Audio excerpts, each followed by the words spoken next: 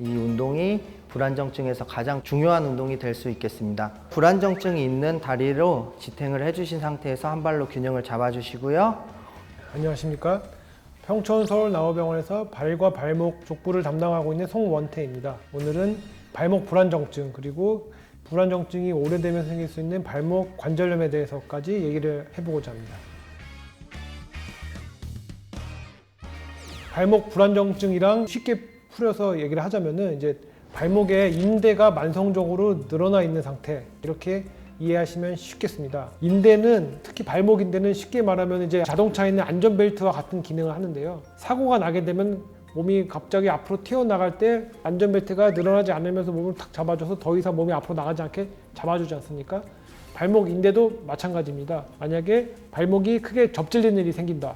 그러면 인대가 잡아주는 가동 범위 이상으로 발목이 더 돌아가는 힘을 순간적으로 받게 되면 인대가 버티지를 못하고 파열이 되게 되죠. 부분 파열이든 완전 파열이든 사실 치료 원칙은 똑같습니다. 발목을 고정하는 겁니다.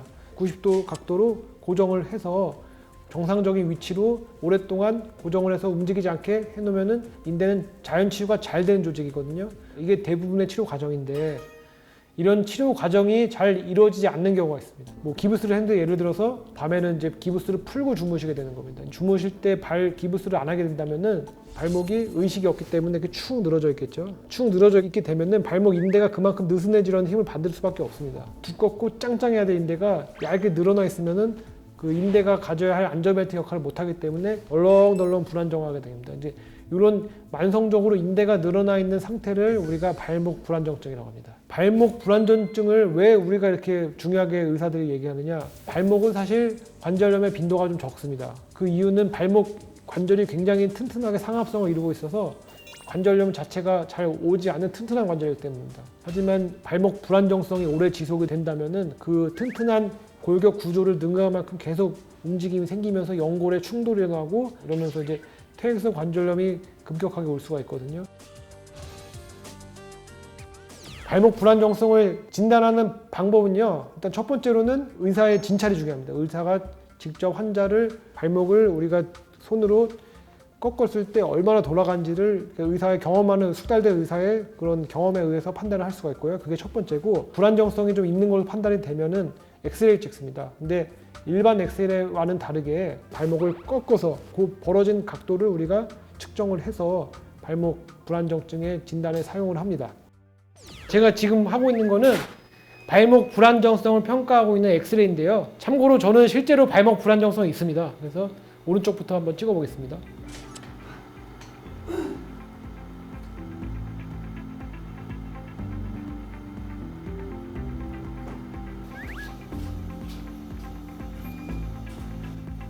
제가 실제로는 예전에 한번 크게 접질린 적이 있는데 그 후에 인대가 만성적으로 늘어난 상태입니다. 그래서 보시면은 제 발목이 각도가 많이 벌어져 있는, 병적으로 좀 벌어진 상태를 볼 수가 있습니다. 발목 불안정증의 치료는 사실은 재활치료가 우선입니다. 발목을 더 이상 접질리지 않게 주변 근육을 강화시켜주고 밸런스를 잡아주고 이런 기능 강화를 통해서 우리가 불안정성을 보완을 해줄 수 있는 이런 치료를 해볼 수가 있는데요. 그러면 지금부터는 발목 불안정성에서 할 수 있는 재활치료에 대해서 저희 물리치료 팀장님과 함께 자세히 배워보겠습니다. 비골근이라고 하는 근육이 있는데 그게 이제 불안정증에 굉장히 중요한 근육입니다. 그 근육을 강화시켜주는 운동이고요. 파란색 밴드, 약국에서 판매하는 건데 이 밴드가 없을 때는 이제 스타킹이라든지 집에서 탄성이 있는 거를 이용해 주시면 되겠습니다. 이렇게 이 두 겹으로 이렇게 걸어 주신 상태에서 뒤꿈치를 발에 대고 고관절이랑 다리는 고정해 준 상태에서 발목만 외전해 주시면 되겠습니다.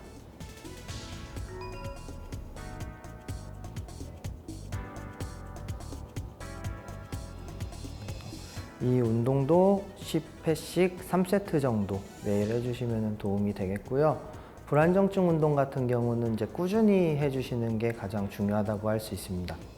발목 불안정증이 있는 분들은 대부분 균형을 잡아주는 감각이 많이 저하되어 있기 때문에 이 운동이 불안정증에서 가장 중요한 운동이 될 수 있겠습니다. 불안정증이 있는 다리로 지탱을 해주신 상태에서 한 발로 균형을 잡아주시고요.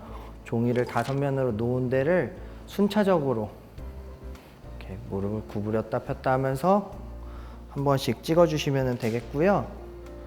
요 운동도 마찬가지로 10회씩 3세트 정도 해주시면 도움이 될 테고, 감각 훈련이기 때문에 꾸준하게 하지 않으면 효과가 많이 떨어지기 때문에 꾸준한 운동이 가장 중요하다고 할 수 있겠습니다. 네, 인대가 늘어나 있는 정도가 너무 심해서 재활치료만으로 치료가 충분하지 않을 수도 있습니다. 이런 경우에는 수술이 필요하게 되겠습니다. 가장 흔히 하는 수술은 인대 봉합술이라고 합니다. 쉽게 생각하면은 늘어나 있는 인대를 끊어서 바짝 당겨와서 다시 튼튼하게 해줘서 꼬매준다. 근데 단순히 인대만 꼬매주면 너무 인대 구조가 얇고 버티는 가능성이 좀 적을 수도 있기 때문에 인대 밖에 있는 다른 겉조직을 한 번 더 당겨와서 이중으로 꼬매줍니다. 그래서 굉장히 튼튼하고 결과가 좋은 수술로 알려져 있고 실제로 많이 수술이 이루어지고 있습니다. 이분은 젊은 남자 환자분인데요. 우측 발목 통증을 호소하면서 오셨고, 예전에 한번 크게 접질린 적이 있다고 하셨고, 오른쪽 발목이 계속 만성적으로 삐끗삐끗하는 것 같다, 잘 다치는 것 같다, 이렇게 말씀하셨습니다. 이거는 단순 서서 찍은 엑스레이인데요. 눈에 띄게 관절 간격이 좋아졌다, 아주 심한 관절염이 있다, 이 정도는 보이지 않는데요. 자주 삐끗하셨기 때문에 스트레스 엑스레이를 찍었고요.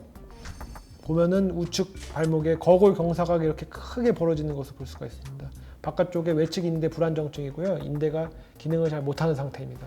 그래서 너무 불안정증이 오래됐고 증상이 심했기 때문에 환자분이 수술을 바로 원하셔서 수술을 했습니다. 그래서 인대 봉합술, 아까 말씀드린 인대 봉합술을 시행을 했고요. 환자는 만족도가 좋은 상태입니다. 근데 이런 인대 봉합술만으로 치료가 충분치 않을 수가 있습니다. 이런 경우에는 인대 자체가 너무 조직이 상태가 좋지 못합니다. 너무너무 얇아져 있는 인대를 바짝 당겨서 꼬매줘봤자 다시 버티지 못하고 불안정성이 재발되기 때문에 이런 경우에는 인대를 새로 만들어주는, 재건해주는 수술이 있습니다. 인대 재건술이라고 하는데, 최근에 많이 하는 수술은 이제 동종건, 다른 사람의 힘줄이죠. 건은 힘줄을 말하는 건데, 힘줄을 이용해서 뼈에 터널을 뚫고 힘줄을 돌려서 인대를 만들어주는, 해부학적으로 인대를 똑같이 재건해주는 수술 방법이 있습니다. 그래서 굉장히 튼튼하게 후유증 없이 평생 발목 불안정하지 않게 잘 쓸 수 있는 수술이 있습니다. 그러니까 수술이 꼭 필요한 경우에는 수술을 하시는 것을 권유를 드립니다. 그게 이제 어떻게 보면 삶의 질과 연관된 거니까요. 앞으로 나중에 연세가 드시고 나이가 더 먹어가면서 올 관절염도 예방을 할 수가 있고요.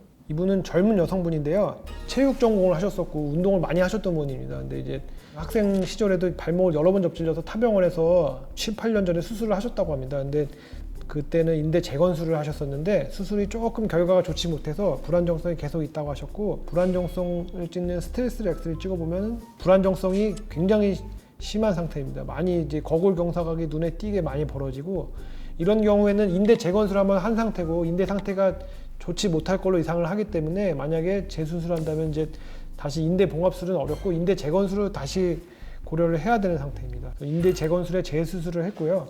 수술 전에 이렇게 많이 벌어지던 것이 수술 후에는 거골 경사각이 하나도 없이 벌어지지 않는 것을 볼 수 있습니다. 그래서 이런 식으로 인대 재건술을 튼튼하게 해주면 이렇게 심한 불안정성도 해결이 됩니다. 불안정성이 심해지면 발목 관절염이 올 수 있습니다. 발목 관절염도 바깥쪽에는 인대가 늘어나기 때문에 자꾸 안쪽으로 이렇게 외반 형태의 불안정성이 생기게 되고, 뼈가 자꾸 틀어지게 되면은 바깥쪽의 인대가 좋지 못하지만 안쪽의 관절에서 연골에 충돌이 일어나고 연골 손상이 일어나게 됩니다. 그래서 더 진행이 되면 이제 발목 전체까지 아파지게 됩니다. 이게 대부분의 발목 관절염의 진행 형태고요. 만약에 안쪽 관절면만 손상이 있다, 이런 경우에 수술을 고려한다면 할 수 있는 수술은 이제 과상부 절구술이라고, 안쪽에 뼈가 닿지 않게 뼈를 틀어줘서 체중의 축을 바깥쪽으로 옮겨주는 수술이 있습니다. 이 관절을 살릴 수 있으면서 결과가 좋은 수술이고요. 만약에 치료가 충분치 않게 위쪽 관절면까지 손상이 와서 연골이 전체적으로 좋지 않으면은 과상부 절골술만으로는 만족스럽게 수술을 할 수가 없고요. 그런 경우에는 발목 인공관절 치환술을 많이 더 하는 추세입니다. 발목 인공관절이 지금은 한 10년을 썼을 때 한 90% 정도는 잘 쓴다, 한 10% 정도는 중간에 재수술 한번 할 수는 있지만 어쨌든 결과가 그 정도까지 많이 개선이 되어 있기 때문에 충분히 좋은 치료를 이렇게 추천을 해드리고 있습니다. 지금까지 발목 불안정증과 그 발목 불안정증이 오래 지속되면 발생할 수 있는 발목 관절염에 대해서 말씀드렸습니다. 감사합니다.